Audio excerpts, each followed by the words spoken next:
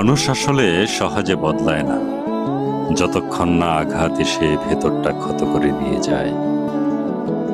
ততক্ষণ মানুষ পুরনো অভ্যাসেই আঁকড়ে ধরে থাকতে চায়।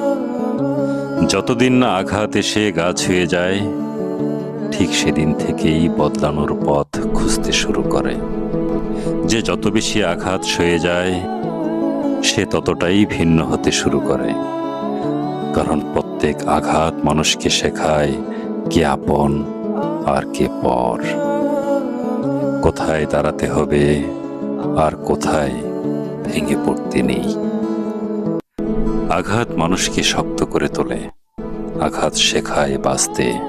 তাই তো অনেক সময় কষ্টকে আশীর্বাদ বলেই মনে হয়।